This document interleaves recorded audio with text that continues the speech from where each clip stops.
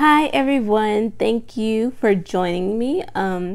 Today I'll be doing a little tutorial and process video. I'll be showing you how one way that I like to distress my papers. So I like to use magazine papers, and this is a technique that I learned way back in high school that I sort of remembered and forgot about it, and then I thought about it and now I'm doing it again. So these are just some examples of some magazine pages on how it would look like, and here I'm showing you some examples that I've used in some art journaling spreads. For this project, you will need magazine paper and some car polish. This is called Never Dull. It's a car polish, and you're going to need gloves to keep it from irritating your hand. But you can find this in the, usually like I got it at Walmart, and you can find it in the car detail kind of cleanup section. And you just take a wad and I would do this in a well ventilated area because it gets smelly, or do it outside. But all you're going to do is you're going to rub the page, and the car polish removes the ink. It removes the color from the page. Now this process works on more of a glossy magazine paper. I wouldn't get like the magazine paper that's matte. You want to get the glossier magazine papers because that way the ink will rub off of it. But yes, I'm just taking the wad of car polish and I'm just rubbing the ink off, and you see that I'm holding a paper towel just to get that extra just to kind of buff the ink off the page. And this technique gives your page an interesting distressed look. Like, I don't have that many vintage papers in my stash, so I like using this technique to give pages, you know, using what I do have to give it a worn kind of weathered look, and it's very interesting. I'm just taking these images, these magazine papers from like an IKEA catalog. I'm kind of working with colors that I think would look nice. This page had a lot of blue, and I'm just rubbing it off to giving it a lighter distressed look. And as I'm doing this, you'll see that I also scrunch the paper, so that way once I start rubbing the ink, you can see the ink kind of gathers in those folds where the paper has been like folded and bent. So I'm just doing this to a variety of pages. This is more IKEA catalog papers. For some of these, I'm not doing the whole image. I'm kind of going into areas where I maybe want to distress it. So I feel like some of these images are very like nice aesthetic images, very homey and cozy, but I don't want it to look like it's been straight out of a magazine. So I will go in some areas and distress it and kind of blur it out, and it has a very dream-like effect, very abstract effect. And you can do the same things with words on the page. Like these become perfect for art journaling, because here you see this woman in her studio, and I can take away some of the details, scrunch it up, add those distressed areas just by scrunching it up, and blur some details, hide it, and it kind of gives it an old vintage kind of feel, but also it just looks very airy and dreamy. And I'm taking away some of the words at the bottom of this catalog, and it looks very old. So I love this technique. Again, you're gonna want to probably do this in a well ventilated area and outside, because it does kind of smell, but it's not too bad to me. Well, I'm used to it. This is from, I think it's from Origins magazine. They have a lot of pictures of different artists, so I'm going to take away some of the words from there. And again, I like these pictures. I feel like I can use it in journaling, kind of as some focal points. So I just blur the edges and rub off some of the edges of the pictures, and then I will be cutting them up later and just setting them aside so I can use them for art journaling or, you know, any other creative project. Now, once you know, I'm using this one, but like when you feel like the wad is getting too dry, you can always go throw it away and use a fresh piece of polish. So I'm gonna take this side, and I actually believe I used this picture later on in my art journaling. So I came by this technique. I was taught it a long time ago in an art class. Our art teacher taught it to us, and I forgot about it for quite some time, and then all of a sudden I was looking through old artwork and I remembered this technique, and they still sell the car polish, so I was like, let me try, you know, give it a try again. So that's what I'm doing here, and I'm just cutting out some of these images. They're just so pretty. Here are more spring like images, and I'm gonna, as you see, get a newer piece of cloth, and you know, once these are done, you just throw them away. You don't hold on to them, but you definitely want to use gloves for this project because the direction says it can irritate your hands, so definitely use gloves. I will say that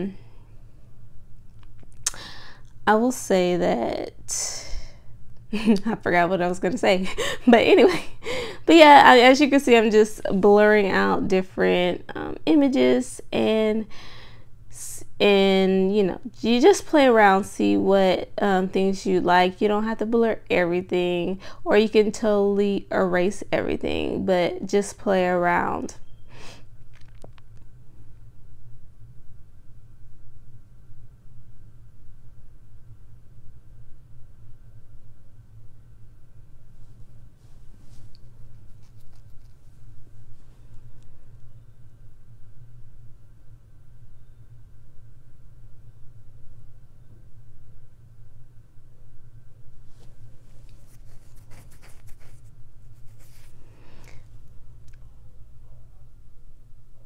Now, I will say that I finally remember what I was going to say, but like this is one brand of car polish. I haven't tried any other brands of car polish, or you know, I haven't tried like wax, or you know, whatever. There's different car polish, comes in different forms. This is the only one I've tried, so I don't know, you may want to try, if you don't find this brand, maybe try another brand to see if it works.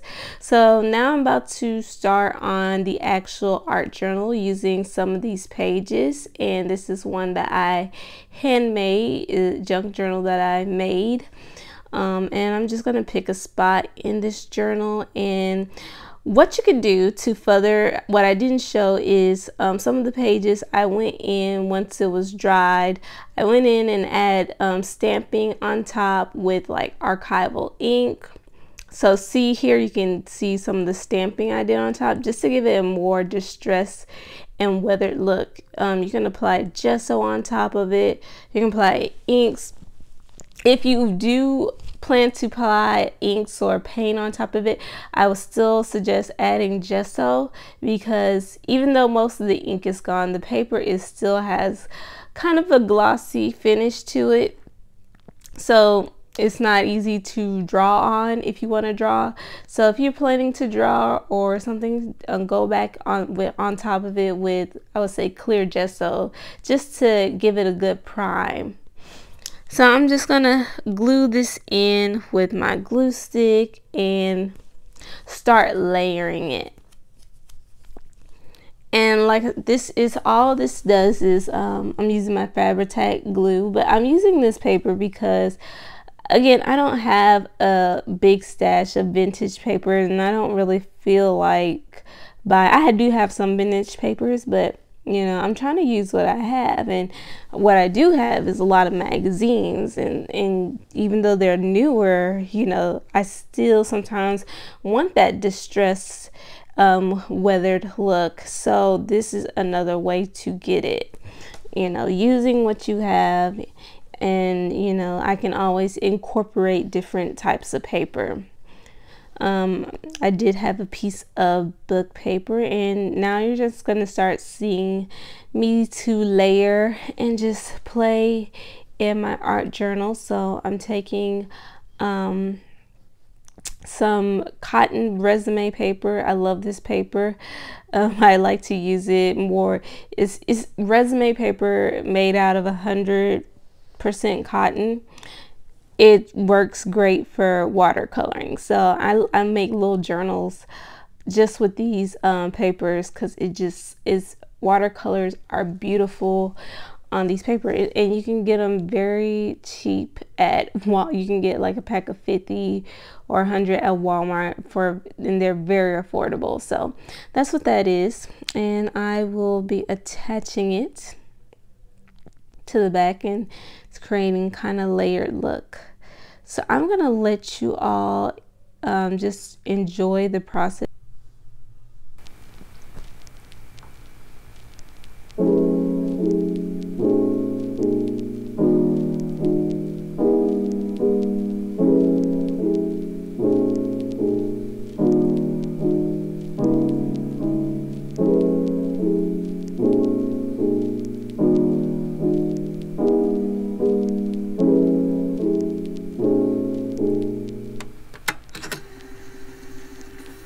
Here I'm just taking my pencil and I'm making some marks, some scribbles and doodles, and I'm taking this praline green from Daniel Smith.